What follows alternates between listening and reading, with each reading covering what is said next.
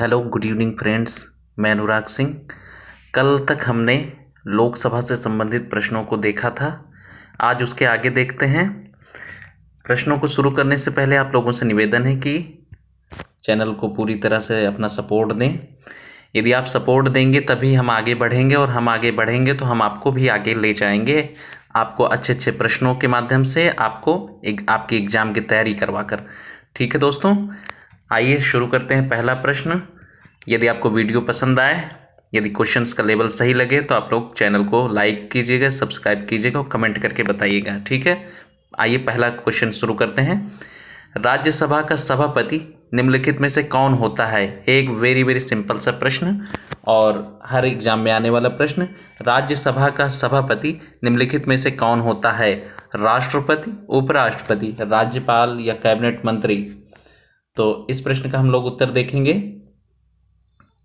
इसका उत्तर हो जाएगा बी, क्योंकि जो उपराष्ट्रपति होता है, उपराष्ट्रपति को उपराष्ट्रपति के रूप में कोई भी कार्यभार नहीं सौंपे जाते हैं, जबकि उसके सारे के सारे कार्यभार किस रूप में होते हैं? राज्यसभा के सभापति के रूप में। उसको वेतन और भत्ते जो मिलते हैं वो भी राज्यसभा के सभापति के रूप में ही मिलते हैं। तो इसका उत्तर हो जाएगा बी, अर्थात उपराष्ट्रपति। अगला देखते हैं सेकंड क्वेश्चन। राज्यसभा का वर्णन संविधान में किस अनुच्छेद के तहत किया गया है? राज्यसभा का वर्णन संविधान में किस अनुच्छेद के तहत किया गया है? आइए देखते हैं। अनुच्छेद 79, अनुच्छेद 80, अनुच्छेद 81 या अनुच्छेद 82? तो इस क्वेश्चन का आंसर देखते हैं। तो इसका आंसर हो जाएगा बी, आंसर बी 80। आपको मैं बता दूं कि अनुच्छेद 79 में संसद के विषय में उल्लेख किया गया है कि भारत की एक संसद होगी। ठीक है, इसके बाद जो 80 है, अनुच्छेद 80 यानी 79 में संसद के गठन का उल्लेख है, संसद के गठन का। ठीक है, संसद के गठन की बात की गई है। संसद के गठन का मतलब है संसद कैसे कैसे बनेगी। तो संसद के 3 पार्ट होते हैं, आपको पता ही है। संसद के 3 पार्ट होते हैं। पहला पार्ट होता है राष्ट्रपति, दूसरा पार्ट लोकसभा, तीसरा राज्यसभा। या राज्यसभा पहले रख लें, पहले राज्यसभा रख लीजिए फिर लोकसभा रख लीजिए। तो 3 पार्ट हो गए संसद के। अब देखते हैं राज्यसभा का वर्णन संविधान के किस अनुच्छेद में है? तो ये है, इसका आंसर हो जाएगा बी, 80 में है।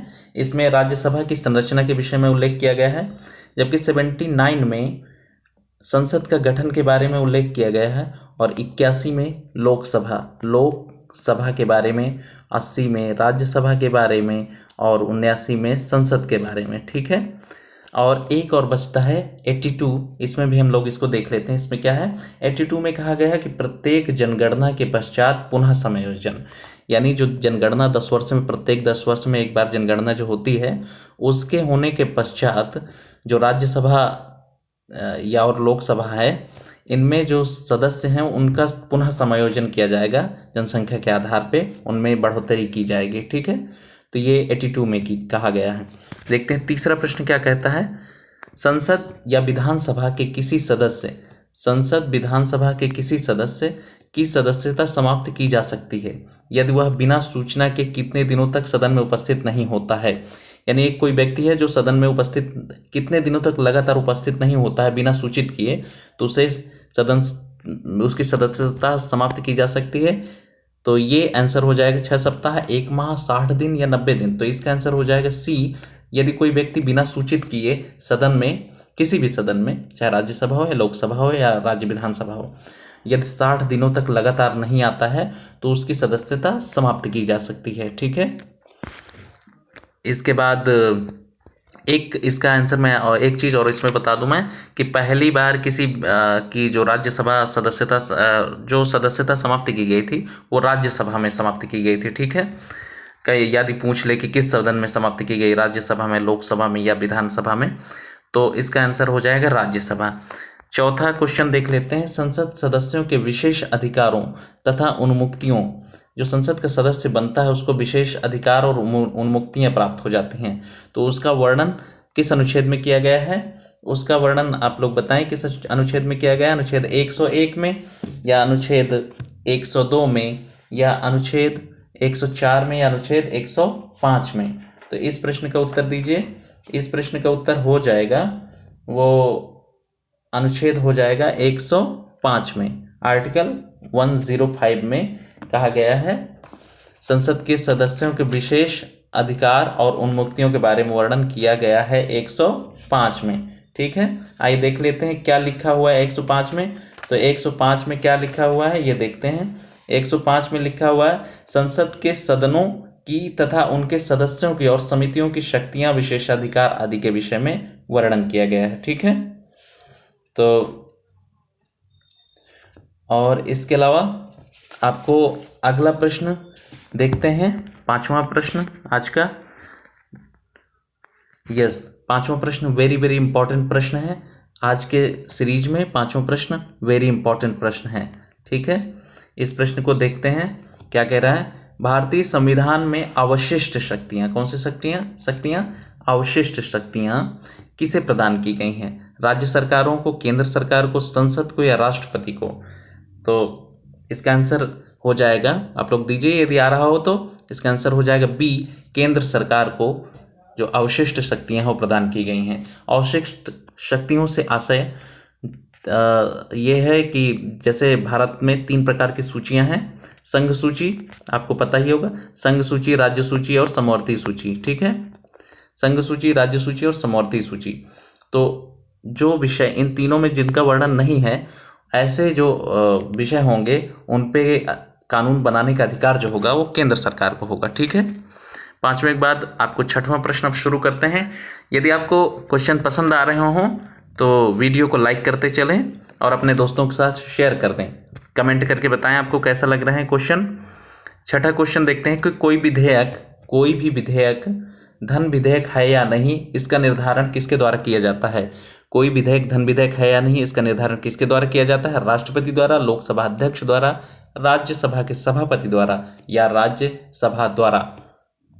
तो इसका आंसर हो जाएगा बी, कोई विधेयक धन विधेयक है या नहीं, इसका जो निर्धारण करते हैं वो लोकसभा के अध्यक्ष करते हैं और उनका ही निर्धारण अंतिम होता है। 7वां प्रश्न देखते हैं। It is a very very important प्रश्न। संसद में जो बजट, संसद की कार्यवाही से संबंधित जो भी प्रश्न हैं उनमें ये प्रश्न काफ़ी महत्वपूर्ण है। शून्यकाल यानी ज़ीरो आवर जो होता है किस संसदीय व्यवस्था की देन है? ब्रिटेन की, कनाडा की, भारत की या फिर फ्रांस की? तो शून्य आवर जैसा संविधान में कुछ नहीं है, लेकिन ये भारत के संसदीय व्यवस्था की देन है। धीरे धीरे ये चीज़ें डेवलप हो गई कि शून्यकाल होगा। शून्यकाल कब होता है? तो शून्यकाल जो है वो 12 बजे के बाद से होता है 1 बजे तक, 12 बजे से 1 बजे तक होता है।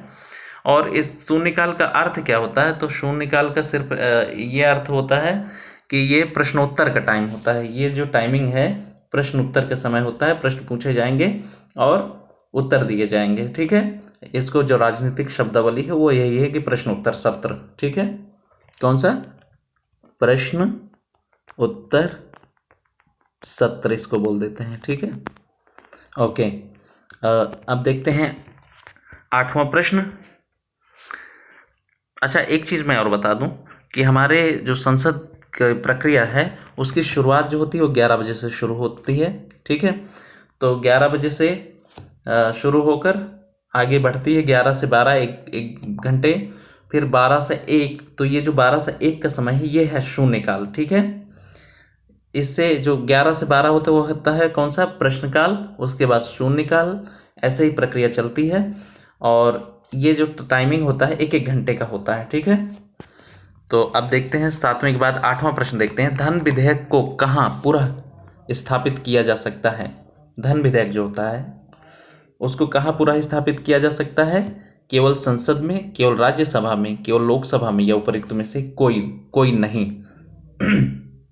तो जो भी धन विधेयक से धन से संबंधित जो भी बिल होंगे तो वो सारे के सारे जो बिल होंगे वो हमेशा वो लोकसभा में ही रखे जाएंगे। पुनः स्थापित करने का मतलब है रखना, उनको रखना कहाँ? लोकसभा में। धन विधेयक से संबंधित कोई भी विधेयक होंगे धन से संबंधित, तो वो सारे के सारे विधेयक, धन विधेयक जो होंगे वो लोकसभा में रखे जाएंगे।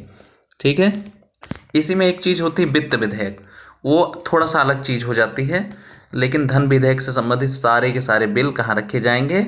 वो लोकसभा में रखे जाएंगे। ठीक है, 8वें के बाद 9वां प्रश्न देख लेते हैं। लोकसभा द्वारा पारित धन विधेयक को राज्यसभा द्वारा कितने दिनों के अंदर पारित करना अनिवार्य है, अन्यथा वह स्वयं पारित माना जाएगा। कहा जा रहा है प्रश्न कि लोकसभा द्वारा पारित धन विधेयक, कोई धन विधेयक है जो लोकसभा द्वारा पारित हो गया है, कितने दिनों के अंदर राज्यसभा द्वारा, कितने दिनों के अंदर पारित करना राज्यसभा द्वारा अनिवार्य है, अन्यथा वो स्वयं पारित माना जाएगा। 14 दिनों में, 1 माह में, 3 माह में या 1 वर्ष में। तो इसका आंसर हो जाएगा ए। लोकसभा द्वारा पारित कोई धन विधेयक है तो उसको राज्यसभा द्वारा अनिवार्य रूप से 14 दिनों के अंदर पारित करना ही होगा, अन्यथा वो स्वयं पारित माना जाएगा। ठीक है, ये आप लोग याद रखिएगा, ये भी वेरी इंपॉर्टेंट प्रश्न है। 14 दिनों के अंदर अंदर राज्यसभा को पारित करके वापस भेजना होता है लोकसभा को। अब 9th के बाद 10th प्रश्न है, संसद की संयुक्त बैठक यानी ज्वाइंट जो मीटिंग होगी में किसी विधेयक को किस रीत से पारित किया जाना होता है। जो संसद की संयुक्त बैठक होती है, किसी संयुक्त बैठक कब होती है, जब किसी विधेयक पर कोई विवाद हो जाए तो राष्ट्रपति संसद की संयुक्त बैठक आहूत करते हैं। तो उस संयुक्त बैठक में जो कोई विधेयक होगा उसको पारित करने का रीति क्या होगी। ए, उपस्थित तथा मत देने वाले सदस्यों के साधारण बहुमत द्वारा, या उपस्थित तथा मत देने वाले सदस्यों के विशेष बहुमत द्वारा, उपस्थित तथा मत देने वाले सदस्यों के 2/3 बहुमत द्वारा, या उपरोक्त में से कोई नहीं।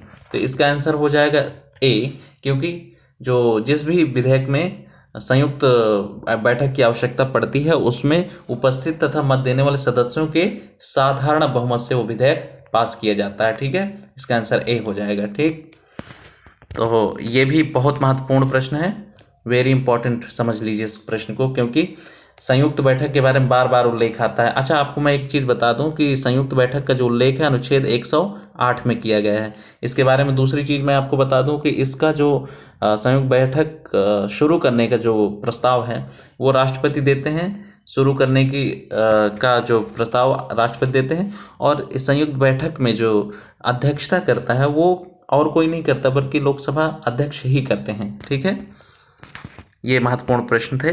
10वें के बाद 11वें प्रश्न को अब देखते हैं। संसद की संयुक्त बैठक बुलाने का अधिकार रखता है। संसद की जो संयुक्त बैठक है उसको बुलाने का अधिकार कौन रखता है। संसद की संयुक्त बैठक बुलाने का अधिकार कौन रखता है। लोकसभा अध्यक्ष, लोकसभा उपाध्यक्ष, राज्यसभा का सभापति या राष्ट्रपति। तो अभी मैंने जस्ट आपको बताया कि संयुक्त बैठक को बुलाने का अधिकार जो होता है वो होता है राष्ट्रपति का, लेकिन उसकी अध्यक्षता कौन करता है। अध्यक्षता वही लोकसभा अध्यक्ष ही करते हैं। ठीक है, अब देखते हैं 12वां प्रश्न। करों और सरकारी कामकाज के निर्वाह में, करों में टैक्सेस और सरकारी कामकाज के निर्वाह में हुई प्राप्तियों यानी जो धन प्राप्त होता है से संघीय सरकार को प्राप्त हुआ समूचा राजस्व कहाँ जमा किया जाता है। जो संघीय सरकार को समूचा जो राजस्व प्राप्त होता है कर और अन्य चीज़ों से, तो उसको कहाँ जमा किया जाता है। भारत के संचित निधि में, भारत के आकस्मिक निधि में, वित्त मंत्रालय में या वित्त आयोग में। इस प्रश्न का उत्तर दीजिए आप लोग। तो इस प्रश्न का उत्तर हो जाएगा ए, भारत की संचित निधि में सारा का सारा धन जमा होता है। ठीक है, और भारत की संचित निधि से ही राष्ट्रपति हो या फिर जो राज्यपाल हो या फिर नियंत्रक महालेखा परीक्षक हो, इन सबको जो इनको वेतन दिया जाता है वो उसी से दिया जाता है। ठीक है, भारत की संचित निधि से। अब 13वां प्रश्न देखते हैं। संघीय बजट को तैयार करने और उसे संसद में पेश करने के लिए निम्नलिखित में से कौन उत्तरदायी है। यानी संघीय बजट तैयार करने का काम कौन करता है और उसे संसद में पेश करने का काम कौन करता है। वित्त मंत्रालय, आर्थिक कार्य विभाग, लोक लेखा समिति या लोकसभा अध्यक्ष। तो इस प्रश्न का उत्तर ये दोनों सही हैं, लेकिन ज़्यादा चूंकि ये अगर ये नहीं दिया होता आर्थिक कार्य विभाग तो इसका आंसर हो जाता ए, लेकिन चूंकि आर्थिक कार्य विभाग दे दिया है तो आर्थिक कार्य विभाग वित्त मंत्रालय के कई सारे विभागों में से एक है और इसी को बजट बनाने और उसको लोकसभा में पेश करने का उत्तरदायित्व दिया जाता है, इसलिए आंसर हो जाएगा आर्थिक कार्य विभाग। तो आज के बाद आप लोग जान गए होंगे कि बजट बनाने का काम कौन करता है, तो आर्थिक वित्त मंत्रालय के अंतर्गत आर्थिक कार्य विभाग करता है। ठीक है, 13वां के बाद 14वां प्रश्न देखते हैं। एक निश्चित अवधि के लिए भारतीय संचित निधि से धन निकालने के लिए सरकार को अनुमति प्रदान करता है। एक निश्चित अवधि के लिए भारतीय संचित निधि से धन निकालने के लिए सरकार को अनुमति प्रदान करता है कौन? राष्ट्रपति। राष्ट्रपति, लोकलेखा अनुदान, अनुदान की मांग या कटौती प्रस्ताव। तो इस प्रश्न का उत्तर हो जाएगा, इस प्रश्न का उत्तर हो जाएगा बी अर्थात लेखा अनुदान। इसे बोलते हैं vote on account, vote on account बोलते हैं इसको, वोट ऑन अकाउंट बोलते हैं। तो ये वोट ऑन अकाउंट के माध्यम से सरकार को एक माह के लिए सरकारी जो खर्च है उसको चलाने के लिए भारत की संचित निधि से धन निकालने की जो अनुमति प्राप्त हो जाती है। ठीक है, ये जो प्रक्रिया है लेखानुदान की, ये जब बजट पारित हो रहा होता है उस दौरान बजट को थोड़ा समय लग रहा होता है, इसलिए बीच के कार्यों को संभालने के लिए, बीच के खर्च को संभालने के लिए लेखानुदान के माध्यम से, वोट ऑन अकाउंट के माध्यम से क्या करते हैं? धन निकाल लेते हैं। ठीक है, 1/3 इसके माध्यम से जो टोटल धन है उसका 1/3 ही निकाला जा सकता है। ठीक है, अब 15वां प्रश्न आ गया। It is also very very important प्रश्न, आप लोग ध्यान दीजिएगा। 15वां प्रश्न है, और साथ ही वीडियो को लाइक, शेयर और सब्सक्राइब करना ना भूलें। लाइक तो तुरंत कर दें, पहले तुरंत लाइक करें, तब 15वां प्रश्न पे आते हैं। आप लोग लाइक कर दीजिए वीडियो को। ओके, 15वां प्रश्न अब देखते हैं। मैंने मान लिया कि आप लोगों ने लाइक कर दिया होगा वीडियो को। अब देखते हैं 15वां प्रश्न। संविधान के किस संशोधन द्वारा वोट देने हेतु आयु सीमा 18 वर्ष कर दी गई? इससे पहले 18 वर्ष नहीं थी बल्कि 21 वर्ष थी। 21 वर्ष से कम करके 18 वर्ष कर दी गई। ये कब की गई? ये की गई 1989 में। ठीक है, इस समय राजीव गांधी की सरकार थी, राजीव गांधी की सरकार थी। ठीक है, तो 1989 में की गई। कब की गई? 1989 में। 44वें संविधान 44वें संविधान संशोधन द्वारा, ये 42वें संविधान संशोधन द्वारा, 61वें संविधान संशोधन द्वारा या 62वें संविधान संशोधन द्वारा? इसका आंसर हो जाएगा सी, 61वें संविधान संशोधन 1989 द्वारा जो वोट देने का अधिकार है वो 21 से घटा के 18 वर्ष कर दिया गया। ठीक है, बाकी ये सब आप लोग जानते हैं। और ये जो है 62वें संविधान संशोधन के माध्यम से क्या किया गया? अनुसूचित जाति, अनुसूचित जनजाति के जो आरक्षण था उसके प्रावधान को 10 वर्ष के लिए और बढ़ा दिया गया। अब 16वें प्रश्न को देखते हैं। 1925 में केंद्रीय विधानसभा का अध्यक्ष निम्नलिखित में से कौन चुने गए थे? 1925 में केंद्रीय विधानसभा के अध्यक्ष, स्पीकर निम्नलिखित में कौन चुने गए? कब की बात कर रहा है? याद रखिए 1925 की बात कर रहा था। ठीक है, तो 1925 में कौन चुने गए? सरदार वल्लभ भाई पटेल, विट्ठल भाई पटेल, केशु भाई पटेल या जगन्नाथ भाई पटेल? तो ये प्रश्न काफ़ी इंपॉर्टेंट है और इसको आप लोग आंसर दीजिए यदि आ रहा हो तो। इसका आंसर हो जाएगा बी, विट्ठल भाई पटेल। आपको मैं बता दूं कि विट्ठल भाई पटेल सरदार वल्लभ भाई पटेल के बड़े भाई थे, और ये 1925 में जो अंग्रेज तब थे, 1925 में केंद्रीय विधानसभा के अध्यक्ष चुने गए थे। ठीक है, केंद्रीय विधानसभा उस समय कहाँ थी? यही जो दिल्ली में है संसद, इसी को तब केंद्रीय विधानसभा बोलते थे, और ये उसके अध्यक्ष चुने गए थे 1925 में। 17वें प्रश्न को अब देख लेते हैं। निम्नलिखित में से किस समिति में राज्यसभा का प्रतिनिधित्व नहीं होता है? किस समिति में राज्यसभा का प्रतिनिधित्व नहीं होता है? राज्यसभा का प्रतिनिधित्व नहीं होता मतलब सारे के सारे जो सदस्य होते हैं वो किससे आते हैं? लोकसभा से। किससे आते हैं? लोकसभा से। ठीक है, तो ये देख लेते हैं। तो प्राक्कलन समिति, लोकलेखा समिति, लोक उपक्रम समिति या उपयुक्त में से कोई नहीं। तो इसका आंसर हो जाएगा ए, प्राक्कलन समिति। प्राक्कलन समिति में कितने सदस्य होते हैं? 30 सदस्य होते हैं, और ये 30 के 30 सदस्य कहाँ से आते हैं? लोकसभा से आते हैं। ठीक है, लोकसभा से आते हैं। और आपको मैं एक चीज़ और बता दूं कि जितनी भी समितियां हैं, ये तीनों समितियां, इन तीनों समितियों के सदस्यों का कार्यकाल कितना होता है? 1 वर्ष का। ठीक है, दूसरी चीज़ इसमें समझ लीजिए कि इसमें कोई भी केंद्रीय जो मंत्री होगा, मंत्री इसका कोई भी एक मंत्री इसका सदस्य नहीं होगा, कोई भी मंत्री सदस्य नहीं होगा। यानी जो लोग सरकार में मंत्री नहीं हैं वो इसके सदस्य हो सकते हैं। ठीक है, इसके अलावा मैं आपको एक चीज़ और भी बता दूं कि जो लोक लेखा समिति है इसका जो अध्यक्ष होता है वो होता है लोकसभा में जो विपक्ष का नेता होता है वही इसका अध्यक्ष होता है। लोक लेखा समिति का अध्यक्ष, विपक्ष का जो नेता होता है वही इसका अध्यक्ष होता है। ठीक है, इसके अलावा आपको मैं बता दूं कि इन दोनों समितियों में, लोक लेखा समिति और लोक उपक्रम समिति, इन दोनों में कितने सदस्य होते हैं? 22 सदस्य होते हैं, जिनमें 15 सदस्य होते हैं लोकसभा से और 7 सदस्य राज्यसभा से। ठीक है, तो ये आप लोग समझ लीजिए।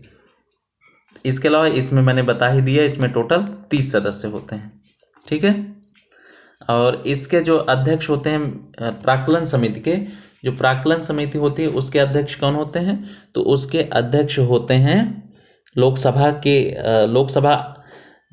के से ही जो सत्ताधारी दल होता है उसी से चुने जाते हैं प्राक्कलन समिति के अध्यक्ष। पहली चीज तो एक चीज और ये समझ लीजिए कि तीनों समितियों में जो अध्यक्ष चुना जाता है उसको चुनता कौन है? वो लोकसभा के जो अध्यक्ष होते हैं वही उसको चुनते हैं। और इसमें जो है प्राक्कलन समिति का जो अध्यक्ष होगा वो सत्ताधारी दल का ही होता है, सत्ताधारी दल का ही होता है। जबकि लोक लेखा समिति मैंने बताया अभी विपक्ष का नेता होता है। और लोक उपक्रम समिति में जो इसका अध्यक्ष होगा वो राज्यसभा के समिति का अध्यक्ष नहीं, मतलब जो इसका अध्यक्ष होगा वो कौन होगा? वो लोकसभा जो अध्यक्ष होते हैं वो सदस्यों में से ही किसी को समिति के अध्यक्ष नियुक्त करते हैं। और राज्यसभा सदस्य इस समिति के अध्यक्ष नहीं होते, यानी लोकसभा का सदस्य ही कोई इसका अध्यक्ष होता है। लोकसभा का कोई सदस्य, चाहे वो लोकसभा पक्ष से हो चाहे विपक्ष से हो। ठीक है, तो ये बहुत महत्वपूर्ण था, इसलिए मैंने इसमें इतना समय दिया है। वैसे इसमें बताने के लिए अभी और भी कई सारी चीज़ें हैं। जैसे मैं आपको बता दूं कि आप लोग लिख लीजिए इसको कि लोक लेखा समिति की जो शुरुआत है वो उसकी शुरुआत भारत सरकार अधिनियम 1919 के अंतर्गत 1921 में की गई थी। ठीक है, लोक लेखा समिति। इसके अलावा जो लोक प्राक्कलन समिति है इसकी जो शुरुआत है वो जॉन मथाई, जो उस समय वित्त मंत्री थे, की सिफारिश पर 1950 में की गई थी। ठीक है, इसकी लोक लेखा समिति जो है इसकी शुरुआत कब हुई? 1921 में। प्राक्कलन समिति की शुरुआत कब हुई? 1950 में। और इसके अलावा लोक जो उपक्रम समिति है इसकी शुरुआत कब हुई? इसकी शुरुआत 1964 में हुई कृष्ण मेनन समिति की सिफारिश के आधार पे। ठीक है, आपको मैं समझता हूँ इसमें काफ़ी कुछ बता दिया गया है, याद रखिएगा। अगर आपको वीडियो पसंद आ रहा हो तो लाइक भी करते जाइए, अपने दोस्तों को शेयर करते जाइए। 18वां प्रश्न अब देखते हैं। प्राक्कलन समिति के सदस्यों का कार्यकाल होता है। तो प्राक्कलन समिति के सदस्यों का कार्यकाल क्या होता है? 1 वर्ष, 2 वर्ष, 3 वर्ष या 5 वर्ष? इसका आंसर हो जाएगा 1 वर्ष। आपको मैंने बताया कि तीनों की तीनों समिति, चाहे वो लोक लेखा समिति हो, प्राक्कलन समिति हो या लोक उपक्रम समिति हो, तीनों के सदस्यों का कार्यकाल कितना होता है? वो होता है 1 वर्ष। तीनों के सदस्यों का कार्यकाल होता है 1 वर्ष। ठीक है, 19वां प्रश्न देखते हैं। तारांकित प्रश्नों के विषय में क्या सही नहीं है? तारांकित, पहली चीज क्या? तारांकित प्रश्नों के विषय में क्या सही नहीं है? याद रखिएगा, नहीं है। तो इसका आंसर हो जाएगा उत्तर मौखिक दिए जाते हैं, मौखिक रूप में दिए जाते हैं, पूरक प्रश्न पूछे जा सकते हैं, पूरक प्रश्न नहीं पूछे जा सकते, या उपर्युक्त में से कोई नहीं। तो इसका आंसर हो जाएगा, कह रहा है सही नहीं है, तो इसका आंसर सही नहीं है सी, क्योंकि पूरक प्रश्न नहीं पूछे जा सकते। ये सही नहीं है पूरक प्रश्न, यहाँ पे ऐसे होना चाहिए, टाइपिंग मिस्टेक है। पूरक प्रश्न पूछे जा सकते हैं, तो ये दोनों तो सही है, लेकिन ये कह रहा नहीं पूछे जा सकते, इसलिए ये गलत है, क्योंकि पूछे जा सकते हैं। ठीक है, तो इसका आंसर ए और बी दोनों है, मतलब इसका सही आंसर तारांकित जो प्रश्न है उसमें जो उत्तर दिए जाते हैं मौखिक रूप से दिए जाते हैं, और जब भी मौखिक रूप से उत्तर दिए जाएंगे तो उसमें पूरक प्रश्न पूछे जा सकते हैं। ठीक है, तो इसका आंसर सी हो जाएगा। इसके अलावा 2 चीज़ें होती हैं, आपको मैं बता दूं कि तारांकित प्रश्न और अतारांकित प्रश्न। तो तारांकित प्रश्न में क्या होता है? उत्तर जो है मौखिक रूप से दिए जाते हैं, और अतारांकित जो प्रश्न होते हैं उसमें मौखिक रूप से नहीं बल्कि लिखित रूप में सरकार उत्तर देती है। ठीक है, 20वां प्रश्न देखते हैं। लोक लेखा समिति का अध्यक्ष किसे नियुक्त किया जाता है? लोक लेखा समिति, पब्लिक अकाउंट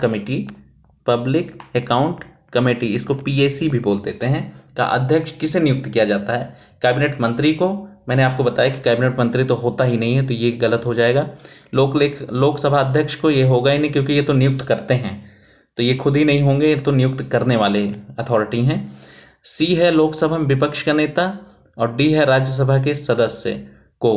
तो इसका आंसर ये नहीं होगा, क्योंकि लोकसभा में विपक्ष का जो नेता होता है वही इसका अध्यक्ष होता है। लोक लेखा समिति का अध्यक्ष लोकसभा में जो विपक्ष का नेता होता है वही इसका अध्यक्ष होता है। और अभी जो लोक लेखा समिति के अध्यक्ष हैं वो हैं श्रीमान अधीर रंजन चौधरी। कौन है? अधीर रंजन चौधरी। ये पश्चिम बंगाल से आते हैं और कांग्रेस के जो हैं वो सदस्य हैं। तो अधीर रंजन चौधरी कांग्रेस के सांसद हैं ये पश्चिम बंगाल से। ठीक है, आई थिंक मेदिनीपुर से हैं, ये मुझे कंफर्म नहीं है, लेकिन अधीर रंजन चौधरी ही हैं लोक लेखा समिति के अध्यक्ष वर्तमान में। ठीक है, 21वां प्रश्न अब देख लेते हैं। 21वां प्रश्न है, संसद की सबसे बड़ी संसदीय समिति कौन सी है? तो मैंने आपको अभी थोड़ी देर पहले बताया कि संसद की जो सबसे बड़ी समिति है वो हो जाएगी सी प्राक्कलन समिति, क्योंकि इसमें टोटल 30 सदस्य होते हैं और 30 के 30 सदस्य कहाँ से होते हैं? वो होते हैं लोकसभा से। बाकी दोनों में 22-22 सदस्य होते हैं, 22-22 सदस्य होते हैं। और इनमें 22-22 में क्या है? 15 लोकसभा से और 7 राज्यसभा से। ठीक है, दोनों में। तो इसका आंसर हो जाएगा, पता चल गया आपको, सी प्राक्कलन समिति, जो संसद की सबसे बड़ी समिति होती है। 21वां के बाद 22वां प्रश्न देख लेते हैं। घरेलू हिंसा से महिलाओं की सुरक्षा अधिनियम कब लागू किया गया? यानी जो घरेलू हिंसा होती है उससे महिलाओं की सुरक्षा अधिनियम कब लागू किया गया? वो 26 अक्टूबर 2006 को, 26 अक्टूबर 2007 को, या 26 अक्टूबर 2015 को, 26 अक्टूबर 2020 को। तो घरेलू हिंसा से महिलाओं की सुरक्षा अधिनियम 26 अक्टूबर 2006 को लागू किया गया। ठीक है, तो घरेलू हिंसा, डोमेस्टिक वायलेंस जो होता है, डोमेस्टिक मीन्स घरेलू हिंसा, डोमेस्टिक वायलेंस जो होता है, डोमेस्टिक वायलेंस, वो 26 अक्टूबर 2006 को ये अधिनियम पारित किया गया था। ठीक है, अब 22वें के बाद 23वां प्रश्न देख लेते हैं। It is also very very important question. और आपको वीडियो पसंद आ रहा हो तो आप लोग लाइक करें, शेयर करें अपने दोस्तों के साथ। शेयर करने के बाद चैनल को सब्सक्राइब करें। सूचना का अधिकार अधिनियम किस वर्ष पारित हुआ? 2004 में, 2005 में, 2006 में, या 2010 में? तो सूचना का अधिकार अधिनियम को हम बोलते हैं राइट टू इंफॉर्मेशन, RTI। ठीक है, RTI एक्ट कब पारित हुआ? तो पारित हुआ 2005 में। ठीक है, कब पारित हुआ? 2005 में। और आपको एक चीज़ और मैं बता दूं कि RTI अधिनियम के बारे में। तो RTI अधिनियम जो है 15 जून 2005 को इसको जो है राष्ट्रपति ने स्वीकृति दी थी।